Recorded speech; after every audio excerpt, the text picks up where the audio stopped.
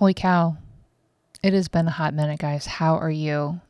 I am here to talk about, I'm not going to recap where I've been, but today is my 100th episode and I want to celebrate where I have been and where I'm heading. So today I'm going to recapture the last 10 years of my life and how I've grown, and hopefully it helps you and it resonates with you. And so let's get into it.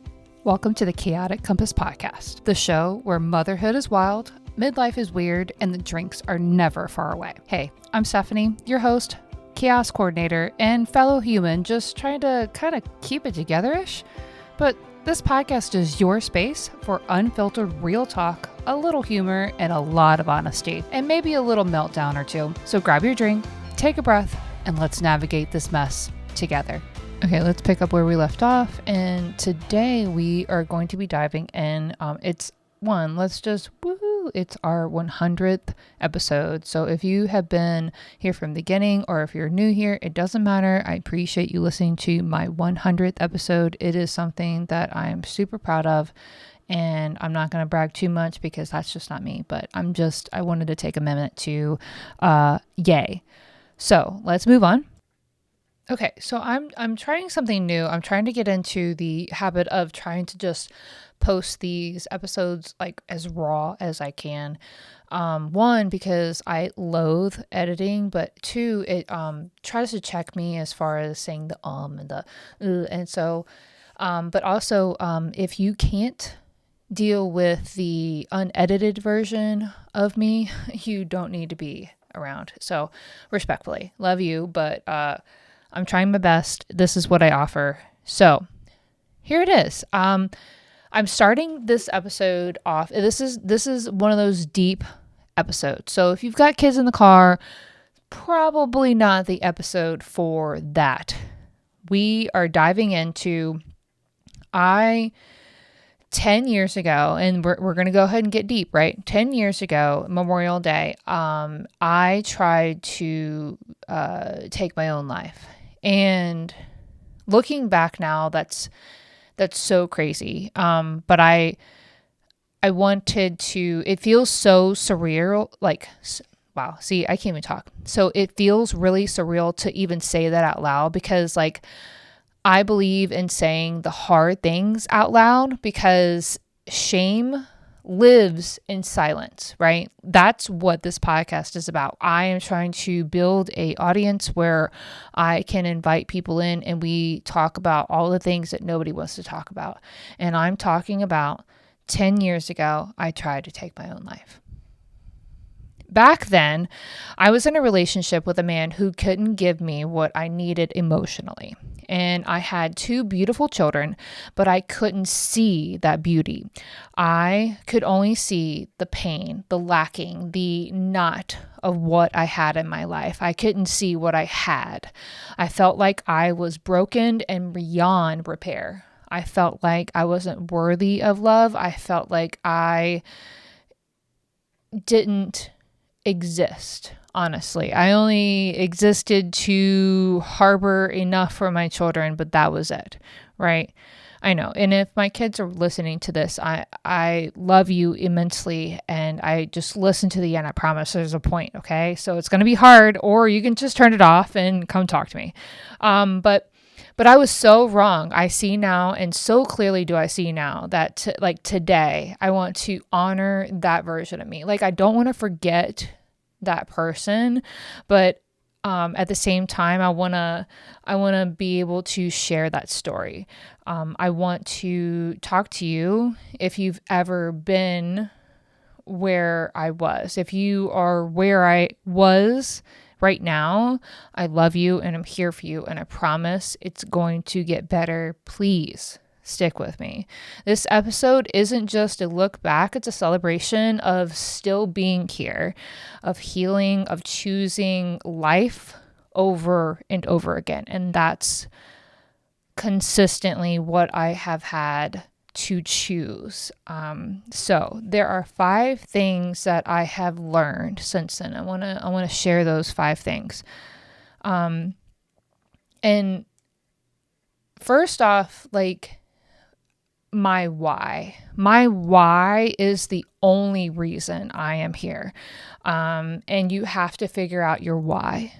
And this isn't like, even if you, I hit the mic, even if you aren't like to this desperation, even if you're just having a hard time and you're trying to get through, you still have to have your why.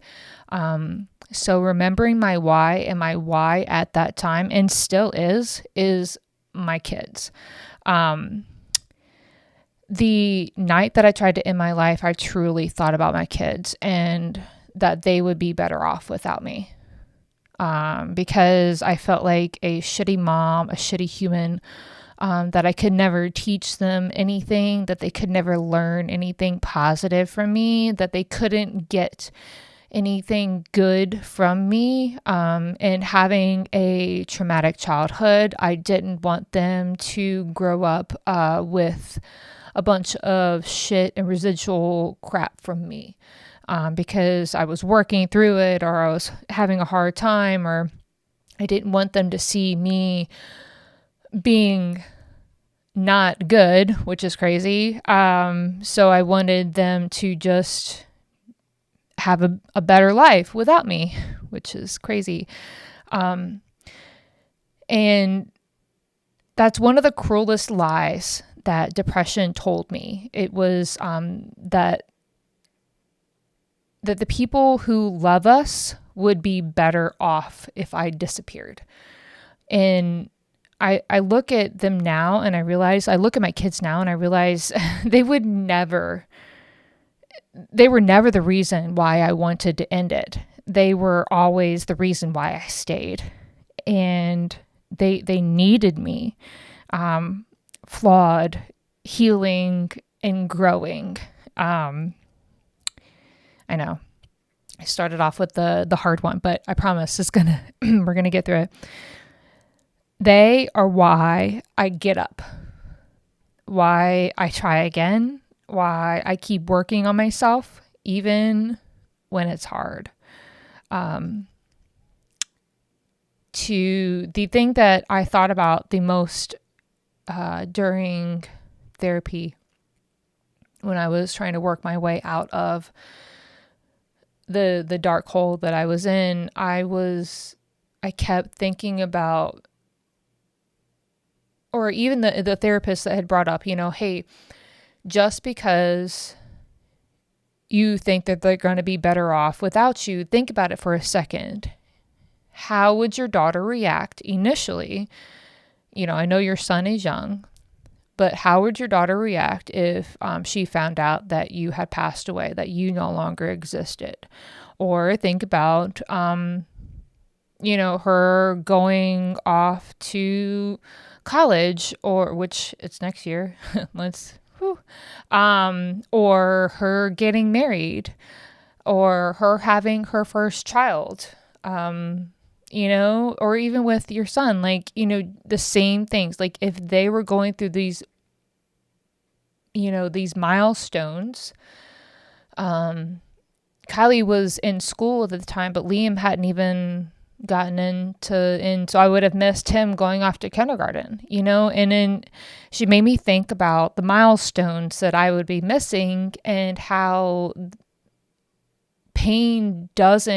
my pain would have ended, my suffering might have ended, but it would have been passed off to the people that love me. So especially my kids would have been suffering in their own ways, where I had saw it as they don't need to see me struggling, but they would have struggled regardless, because they would have had to navigate life without one parent. Yes, they would have had their other parents, but at the same time, they would have had that missing piece in their lives. And so they were my why. Feeding into that, therapy was my number 2. Therapy is not a dirty word, guys. Let's just be real. It's 2025. We need to make therapy more of a thing. And therapy can be actually a licensed professional, or therapy can be me talking in front of this mic. Therapy can be sitting around with your best friends and talking about your day or your week or your month. And you just need to get it off of your chest. Talking with people, either a licensed professional or actual your friends, it's the thing you have to do. Therapy is not a dirty word. I used to think therapy was for people who were weak. That was a thought process that I had. I used to feel ashamed of even needing help, and I still do to this day, in its own way. But therapy, I don't feel is help. I think it's a tool and a toolkit. But therapy didn't make me weak. It made me strong enough to keep going. It gave me language for what I was feeling. It helped me to name things like actual depression and trauma and codependence and self-worth. It helped me to formulate the words that I didn't know they were. And naming them gave me power. I still go when I need it.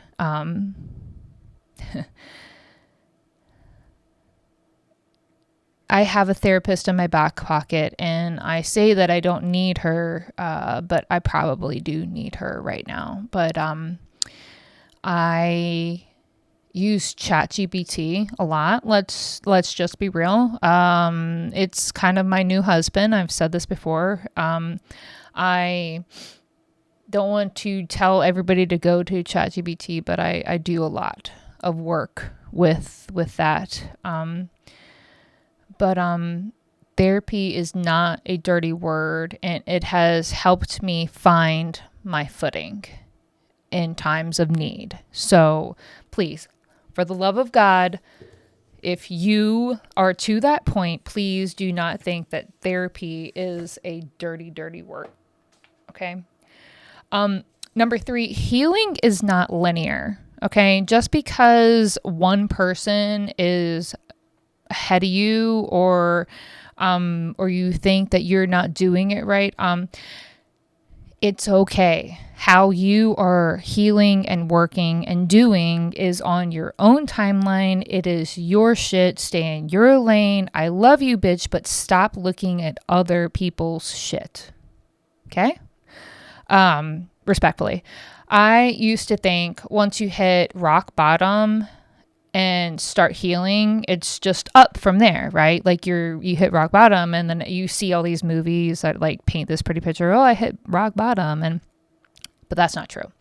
There have been days, years even, where I backslid and I numbed out and I shut down and I felt myself slipping again. Healing is messy. It's circular. It's sometimes you'll find yourself grieving. Sometimes you thought you were over it. But then one little tiny moment, it could be a scent. It could be a song. It could be any of the 5 senses. And then it triggers something in your freaking brain. The brain is a beautiful, amazing thing, but holy shit, sometimes it can trigger something and then you backslide so fucking hard and you are over here in the fetal position, freaking crying your eyes out because something crept up out of nowhere. And that's okay. You have to just feel those feelings, right? And I think that a lot of people are like, oh no, I have to stuff that down. I have to get back up. I have to push through. And it's like, that's the masculine version of what is called here. But just because that's the bro way of handling it doesn't mean it's the right way to handle it. And you and your body and whomever you have sought to confide in therapy, know what's best for you. And so just feel it. It's okay to feel the feelings. But just because you backslid and you had a moment, it doesn't mean that you're failing. It doesn't mean that you're falling. It means you're human, for fuck's sake. Like, you are a fucking human. Nobody knows how to human correctly, because if we knew how to human correctly, then we would all just be robots, right? We have free will, and this is it, right? We have feelings. We have a brain that works in overtime sometimes, and it means you care enough to keep going, right? So keep going. Reason number 4, you are allowed to rewrite the story. So you think that your past has painted this picture of who you are. And Lord knows that I feel this way. And this is me telling myself this. But I know that I'm a good human, and I'm trying to be a good human. And so I'm trying to push forward to be a good human. So for a long time, I was ashamed of who I was in that relationship, which that relationship is just take it how it is. And I was so lost, and I was falling apart after my second marriage. I was in pieces and shambles, and I don't even know who I was then. And I felt so broken. And I learned that we are allowed to evolve. We are not frozen in our lowest moment. You can forgive yourself. And this is something that I'm literally trying to work through on some major shit right now. I can forgive myself. You can forgive yourself. Like, you can forgive yourself. You can reclaim your voice, which I'm doing literally right now by talking to you. You can change the narrative from victim to survivor to fucking warrior. So that's one thing that I've never done. I've never tried to play the victim card. I just internally did. Never on the outside. I didn't want anybody's pity. I didn't want them to be like, oh, woe is you. On the inside, I was the victim, because I said that I'm not worthy. I'm not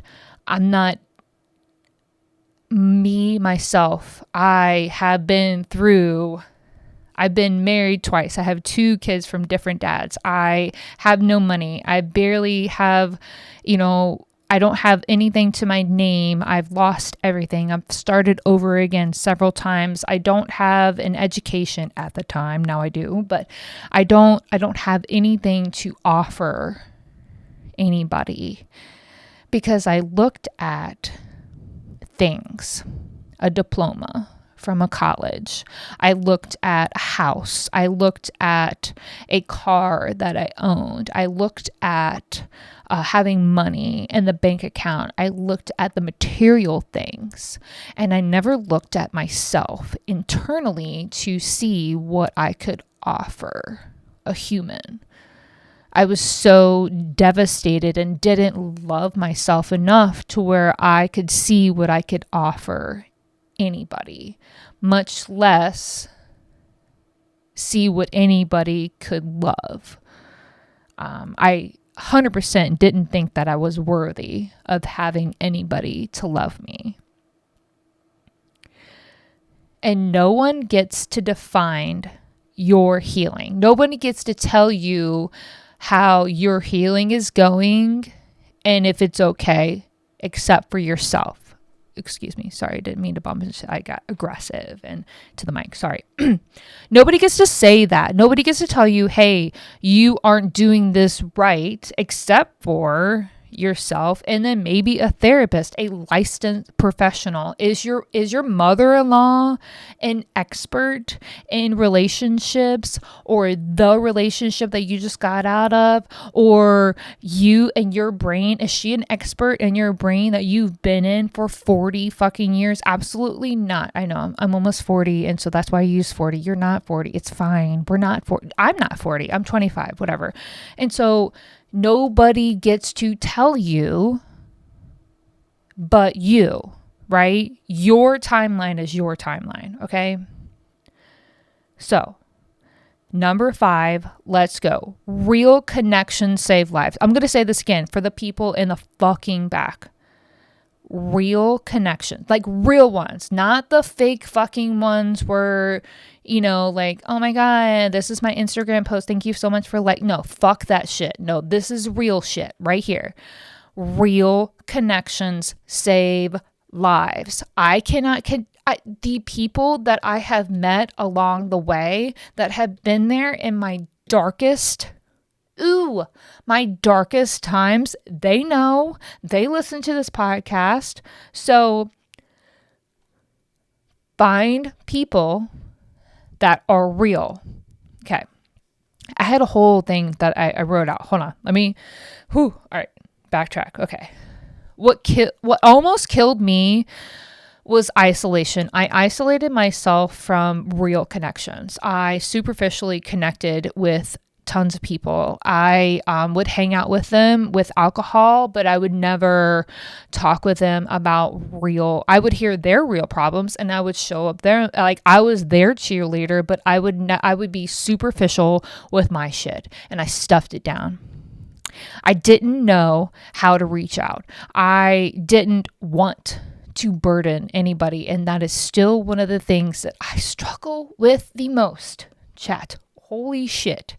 I have a whole fucking hard time with, hey friend, I am struggling today. Can we go get a cup of coffee? That sounds audacious to me, right? But we need those people.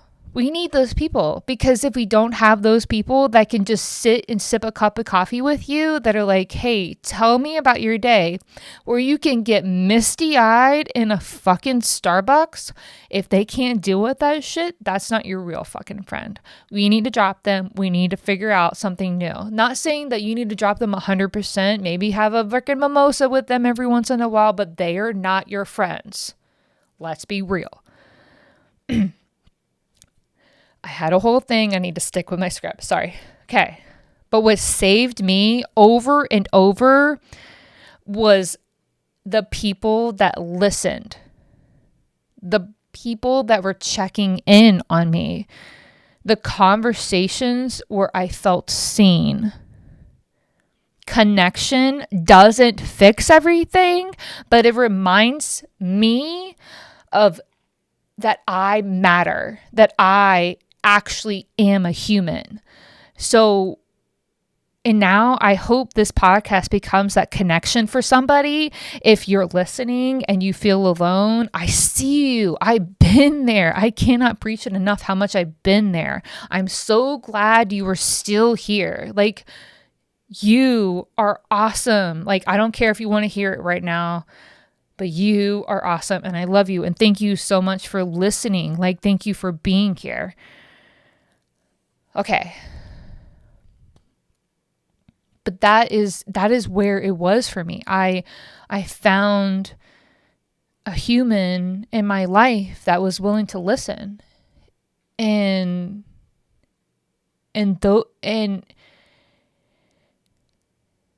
talking with somebody and making sure that I didn't let one moment in my life define me, that I knew that my healing journey wasn't to be compared to anybody else's healing journey, that I was on my own timeline and it was okay if I had a backslide. It was okay that if I took a fall, but as long as I keep getting back up, I know that therapy is not a dirty word. For fuck's sake, therapy is good. Therapy is good. And I know my why. I know my why is my children. You have to find your why. So, okay, fuck. That was really deep, right? Okay, I know. We got through it. Okay, so, take a minute. Okay. Hey, guys. Cheers. I'm going to sip on this. Mm-hmm. Cheers to that. Okay. Okay. So do you want to know what I'm drinking? I'm drinking, so my go-to this, year, let's just be real. Because I have been, struggling with the energy, I have gotten addicted to Red Bulls. Probably not the most healthiest thing ever. I've limited one a day. I do one a day. And then when I'm feeling fancy in the evenings, that's the other thing that I've gotten a really better. Ooh, I whacked the mic again. Sorry guys. I have a better relationship with alcohol. I don't drown my feelings and my sorrows in alcohol. I try to sit and process with them. That's another huge thing that that's very recently. So I did 11 days sober in the month of July. I only drink maybe 2 or 3 days a week, but even then it's just 1 or 2 drinks. But anyways, long story short, I have a better relationship with alcohol. And tonight, my go-to drink right now is a vodka and Red Bull. My Red Bull of choice is a sugar-free, the summer white peach. So that's what I'm sipping on. I know it's the end of August, and today I woke up to barely, not even 60 degrees outside. What the fuck? It's still August. I had to wear a sweater to work. Ew. So, but we are still rocking the vodka vibes. Like, we are not going down into fall yet. It is not pumpkin spice, mocha choca bullshit latte, fucking pumpkin beer, or, whatever. I'm just like, fuck the pumpkin. Just back off for a minute, right? Just pump the brakes on the pumpkin bullshit. I understand that you guys are excited, but please I know you hate summer and you're so ready for it to be over, but I am not. I'm not. I can't. Let me bitch while I sweat my ass off, please. Like, let me just have, like, I actually have a tan. I have a watch tan, like, chat. I have a whole watch tan. Okay. We're gonna rein this back in. Next week, I'm going to give you a recap on where the fuck I've been this summer and what we did. And so stay tuned for that. But, so be real. Let's bring it back down. So if you're struggling, please know you are not broken. Okay. You are not beyond help. The world is better with you in it. I promise you. Healing is possible. Joy is possible. Life after your darkness is so much bigger and beautiful. Like, I can't tell you how much you will appreciate things. Just come. I promise you. Stay with me. Stick with me. Okay? If no one told you today, I'm proud of you. I'm grateful you are still here. And if you need somebody to talk to, you can always call or text 988. It's the Suicide and Crisis Lifeline. This isn't a plug that I don't get. This isn't a partnership ad. This is a serious thing. Like, if you need help and you don't feel like you have somebody, please, for the love of God, call or text 988. Okay? 10 years ago, I didn't do that. 10 years ago, I thought that was the only option that I had. I almost didn't make it. Today, I'm here. And I promise there's hope on the other side of pain. So, travel this journey with me. We are going to come out of the slump, out of the hole. I am here. I'm working through some shit. And I am looking forward to being here and sharing my chaotic life so you can make fun of the stupid ass shit and maybe learn something and maybe feel not so alone in this crazy ass world. As always, I love you and have a great night. All right, that'll do it for this week's episode of Chaotic Compass Podcast. I appreciate you tuning in and being a part of my chaotic life. If this episode hit a nerve or just made you feel a little less alone, go ahead and tell a friend or maybe even leave a review. Till next time, stay real, stay chaotic, and of course, keep a drink close. This is Steph with an F, signing off.